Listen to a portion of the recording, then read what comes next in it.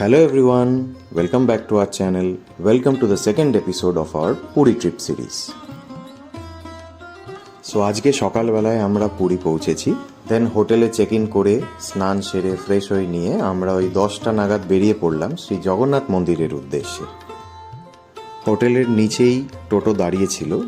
মন্দির নিয়ে যেতে অ্যারাউন্ড 150 থেকে 200 টাকা মতন নিয়েছে।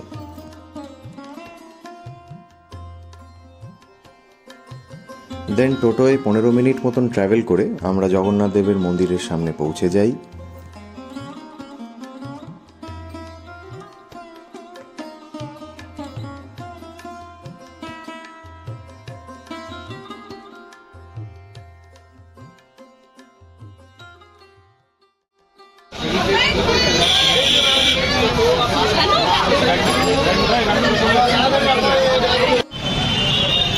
তো আমরা আমাদের পুজো দিয়ে চলে এসেছি। তো এখন শুনবো আমার ফ্যামিলির কাছে কেমন পুজো দিল সবাই। মা বলো কেমন লাগলো, একটু জোরে বলো। পুজো দিয়েছি, আমাদের খুব মজাও হয়েছে।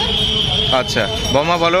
খুব সুন্দর, একবার নয় দুবার জগন্নাথ বলরাম সুভদ্রা দর্শন। শুধু তাই না, এমনকি ড্রেস চেঞ্জ করছিল সেটাও আমরা দেখতে পেলাম। খুব আনন্দের সঙ্গে কাটালাম। ভাবতেই পারিনি এবারে পুজোটা এরকমভাবে এত ভালো করে এত সুন্দরভাবে পুজোও দিতে পারবো, আর দর্শনও হয়েছে খুব ভালো। আর তোমার সামনে বিয়ে ভালো করে প্রার্থনা করেছো তো? খুব ভালো পুজো হয়েছে। আর মোর দ্যান দ্য পুজো আমার এই মানে মন্দিরের আর্কিটেকচারটা আরও বেশি ফ্যাসিনেশন, যেটা আমার সবসময় লেগে থাকে। শুনলে খুব ভালো লেগে এবারই কথা।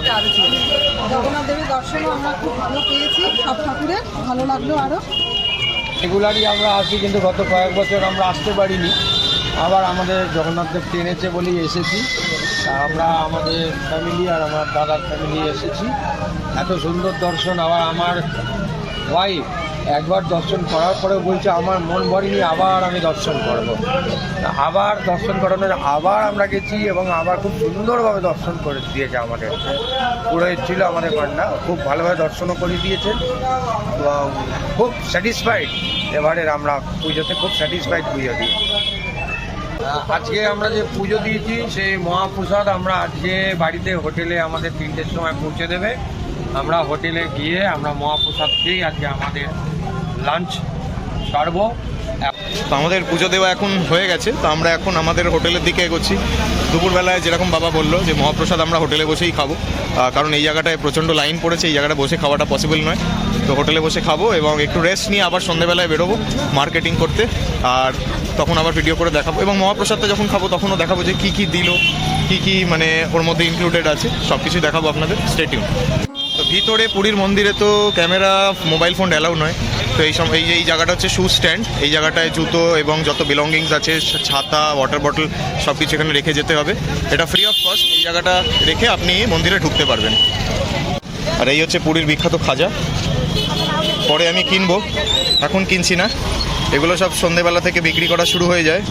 এখন সব সাজিয়ে গুজিয়ে রেখে দিয়েছে। তা আমরা অটো করে চলে এসেছি। এখন আমরা নীলাচলের স্ট্যাচুটার সামনে দাঁড়িয়ে আছি। শ্রী চৈতন্যের যে স্ট্যাচুটা আছে ওই জায়গাটা দাঁড়িয়ে আছি। আমরা নেমে হোটেলের সামনে নেমে এখন আমরা ডাব খেতে যাচ্ছি। তো একটা ডাবের দোকান দেখেছি সামনে, ঠিক কোন জায়গাটা দেখেছি বুঝতে পারছি না, হেঁটে চলেছি কিন্তু একটা জায়গায় দেখেছি। এই যে আমরা সবাই যাচ্ছি ডাব খাওয়ার সন্ধানে। ওই দিকটা সি বিচ।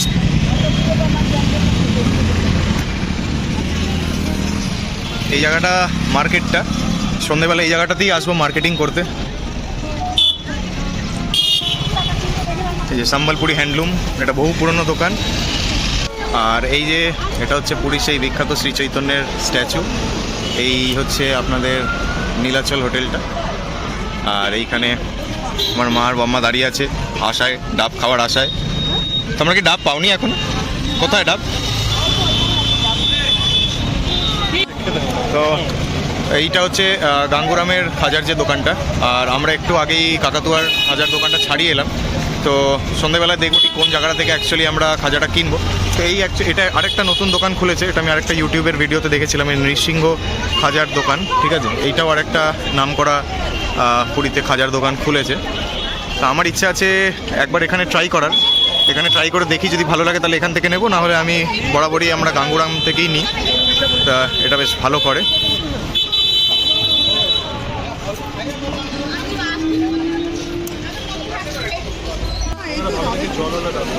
এখন আমরা ডাব খেতে চলে এসেছি, 40-50 টাকা করে। আমরা 50 টাকারটা বার্গেনিং করে 45-এ নামিয়েছি। কাকা রাজি হয়েছে। জল কেমন?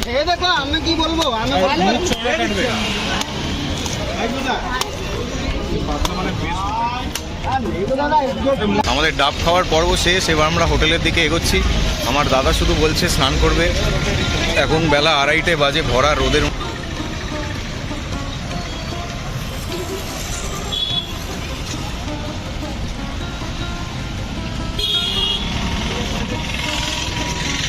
তো আমরা এখন আমাদের হোটেলের ছাদটায় উঠেছি। এইটা হচ্ছে নিচের ছাদটা। তো আমরা এখন সিঁড়ি দিয়ে একদম উপরের ছাদটায় উপরে চলে এসেছি। ভিউটা অসাধারণ ভিউ। এখন একটু রোদ আছে বলে একটু অস্বস্তি লাগছে, কিন্তু বিকেলবেলা এসে আমি আরও সুন্দর করে ভিডিও করবো এই জায়গাটার। খুব সুন্দর জায়গাটা, দেখুন একদম সামনেই সি ফেসিং একদম বিল্ডিংটা, খুবই সুন্দর লাগছে।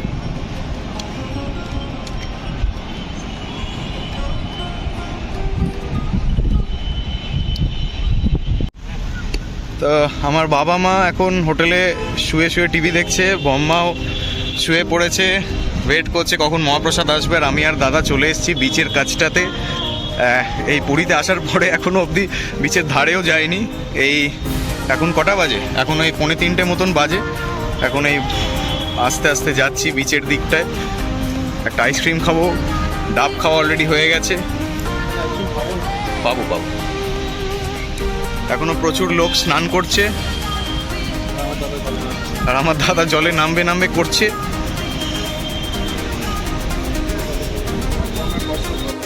এই যে উট দাঁড়িয়ে আছে,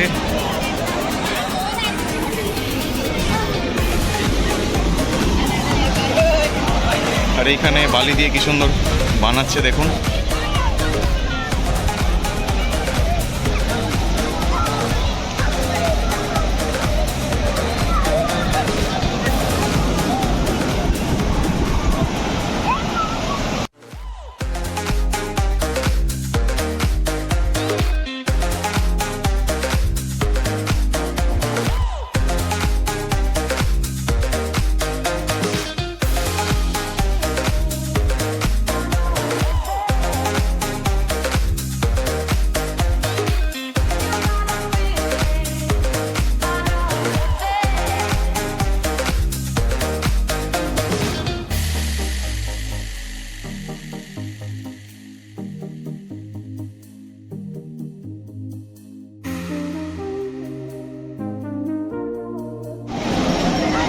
এখানে ফটোগ্রাফাররা দাঁড়িয়ে আছে ফটো তুলে দেওয়ার জন্য।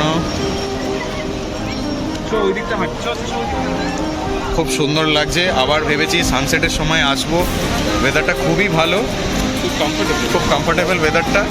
আমি তো মানে না এক্স্যাক্টলি কোনো মানে সেরকম গরম ফিলই হচ্ছে না।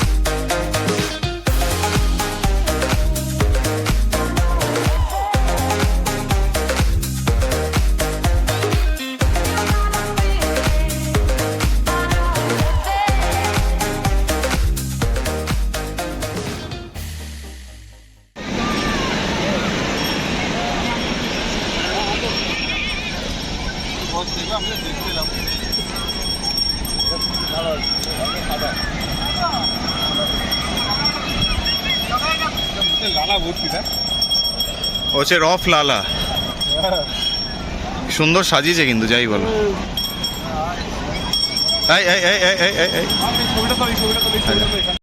সো ফাইনালি 3:10 নাগাদ আমাদের পান্ডা ফোন করে জানায় যে উনি প্রসাদ নিয়ে আমাদের হোটেলে আসছেন, তারপরে সবাই মিলে আমরা জগন্নাথ দেবের মহাপ্রসাদ গ্রহণ করি।